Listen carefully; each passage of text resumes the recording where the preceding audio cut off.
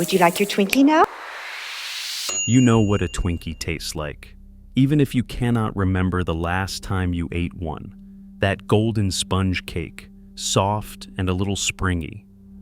The cream inside, not quite vanilla, not quite anything you could name.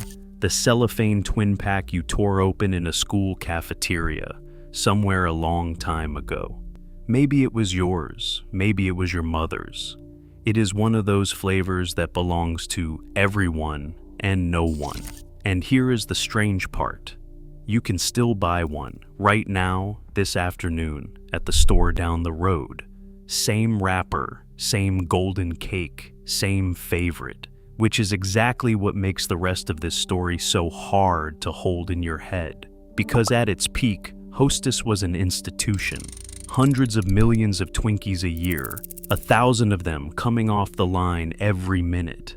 Dozens of bakeries and plants. Around 18,500 workers who got up before dawn to make one of the most American foods there is. And then, in November of 2012, they were told it was over. The ovens went cold. The bakeries shut down. Most of those 18,500 people lost the jobs they had built their lives around. And the Twinkie? The Twinkie survived. It outlived the old company that made it, many of the people who made it, and even the version of the recipe they made it with. The snack on the shelf in front of you is a survivor, and this is the story of what its survival cost and who paid for it. To understand that, you have to go back to the beginning. It starts in 1930, just outside Chicago, in the Great Depression. A baker named James Dewar filled a little sponge cake with cream, named it after a billboard for twinkle toe shoes, and sold them 2 for a nickel. And here is a detail almost no one remembers. The original Twinkie was not vanilla. It was banana. During the Second World War, bananas became scarce, so Hostess switched us to vanilla. People liked it enough that it never really changed back. An American childhood flavor, decided by a wartime shortage. Over the decades, the Twinkie became something bigger than a snack. A generation grew up with one in the lunchbox. Then their kids did. Maybe you did not love them, but your mother might have, your grandfather might have. It became less about taste than about belonging. It was never great food, but somehow it was American food. By its peak, Hostess looked like an empire. Trucks, bakeries, delivery routes, shelves in nearly every town in America. But an operation like that is not really made of machines. It is made of people. Walk onto the floor of one of those bakeries, and you would feel it before you saw it. In summer, the heat climbed past 100 degrees. Workers lifted heavy sacks of flour and sugar, poured them into mixers, stood for 8 hours, often more. Weekends, holidays. Years of that work wore down your back, your knees, your hands. And the people who did that work were proud of it. Take a man like Mike Hummel. He spent 14 years at a Hostess bakery. He had grown up poor. When he landed the job at 22, he could hardly believe it.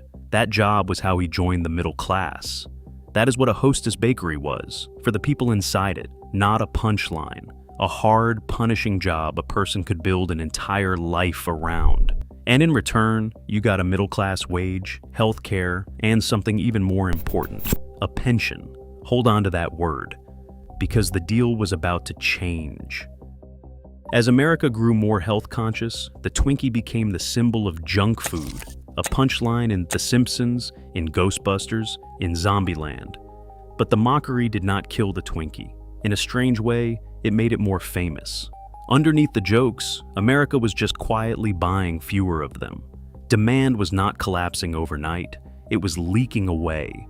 And that slow leak was about to collide with something far more dangerous inside the company itself.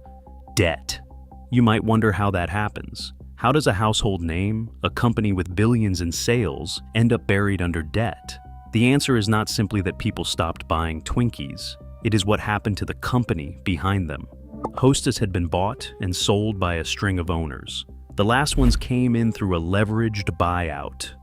Imagine buying a house, but making the house take out the loan. then handing the house the monthly payments. That is roughly what happened. Hostess borrowed, in effect, to be purchased. By early 2012, it was carrying about $860 million in debt. In fiscal 2011, it lost about $341 million. Sales were falling, costs were heavy, interest kept coming due, and pension obligations were closing in. Debt like that has to be paid every year, no matter how the business is doing. Even when the trucks still run, even when the cakes are still on every shelf, even when the brand still feels immortal. From the outside, none of this was obvious. The wrappers looked the same, the shelves looked the same. Inside, the company was running just to stand still. And for years, workers had already been giving things up, taking less, paying more, trying to keep the place alive. All it needed now was one spark. The spark came in the autumn of 2012. Hostess told its workers what it needed to survive: an 8% cut to wages, higher healthcare costs, and more changes to pensions. To the bakers, who had already made concession after concession, it was one cut too many. On November 9th, they went on strike. Management drew a line: return to work by Thursday evening, or the company would shut down. The deadline came. The bakers held. And on November 16th, 2012, Hostess announced it was going out of business, shutting down dozens of plants, selling off its brands, and laying off most of its 18,500 employees. Then the blame began. Some said the union did it by walking out. Some said America had simply stopped wanting what Hostess made. Some blamed management. Some pointed at the money itself, the owners, the debt, the hedge funds, the lenders, the entire financial machine behind the snack cake. The truth is not clean. Demand was falling. Labor costs were real. The strike was the final trigger. But debt had left the company too fragile to survive a bad year. And when a company is that fragile, almost anything can be blamed for breaking it. Then something happened that revealed how Americans really felt about this cake they loved to ridicule. The moment Hostess announced it was closing, the country panicked. People emptied shelves, stores sold out, online sales spiked. On auction sites, boxes that once sold for a few dollars were suddenly listed for dozens, hundreds, even thousands. Someone even petitioned the White House to nationalize the Twinkie industry. For years, Americans had treated the Twinkie as a punchline. The instant they were told it might disappear, they fought over it. They did not even necessarily want to eat the Twinkie. They just could not stand the thought of a world without it. But while the country mourned a snack cake, far fewer people were asking about the workers, whose lives had just been blown apart behind it. For months, there were no Twinkies. And then, in 2013, the Twinkie came back. But not to the same people, not to the same company, not quite to the same cake. When Hostess collapsed, its assets went up for sale. Two buyers moved in: Apollo Global Management and the billionaire investor Dean Metropolis. Together, for about $410 million, they bought the snack cake brands, certain equipment, and 5 Hostess Snacks bakeries. Notice what they bought, and what they did not. The deal allowed them to buy the assets free and clear. They did not have to assume the old liabilities. They did not have to take on the old union contracts. They did not have to carry the old pension obligations. The brand came back clean. The people did not. The new Hostess was rebuilt leaner, more automated, and largely non-union. Far fewer workers were needed. More of the process was mechanized. Yellow robotic arms stacked snacks where people once had. Distribution changed. Production changed. The company was designed to make more with less. And the cake changed too. Around the shutdown and relaunch, the Twinkie itself was altered for a different world. Its shelf life was pushed from about 26 days to about 45. It got smaller, and people who grew up on it noticed. Across the internet, the same verdict appeared again and again. It does not taste like it used to. The thing on the shelf looked the same, but the people who made it, the way it was made, and even the cake itself had quietly been replaced. And by the only measure that counted to its new owners, it worked. In just a few years, the new Hostess became a billion-dollar business. In 2015, its owners reportedly paid themselves a $900 million dividend, A year later, they took the company public. And in 2023, Hostess was sold again, this time to J.M. Smucker, in a deal valued at about $5.6 billion, including debt. So do the arithmetic. A company whose snack cake assets were bought for about $400 to $10 million became part of a deal worth billions. The brand did not just survive, it thrived. But the workers who built the old Hostess were left to fight over what was left of the promises made to them. One of them had a name. For 33 years, James Morgan made bread.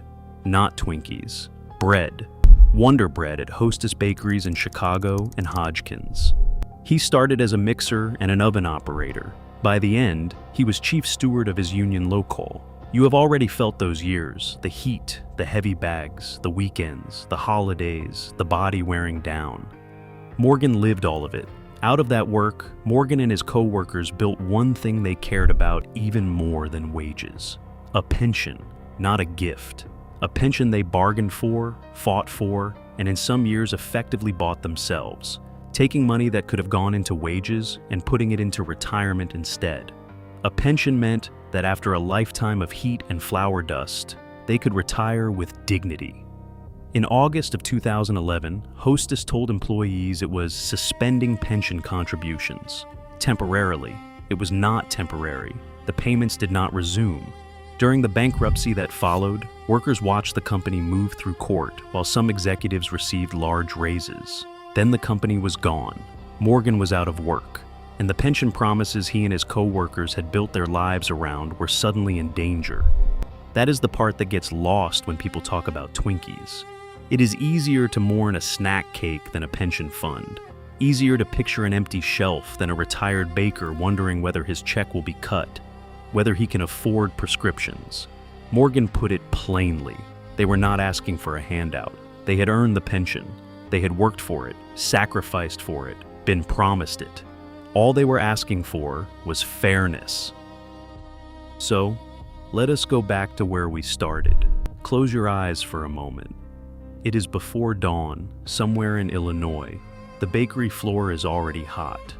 A man like James Morgan is lifting heavy bags into a mixer, the way he has for decades. The ovens are running, the line is moving. Somewhere down it, Twinkies are coming off by the hundreds. Now open them.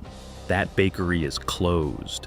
The workers are scattered, the ovens are cold, and the Twinkie is still on the shelf.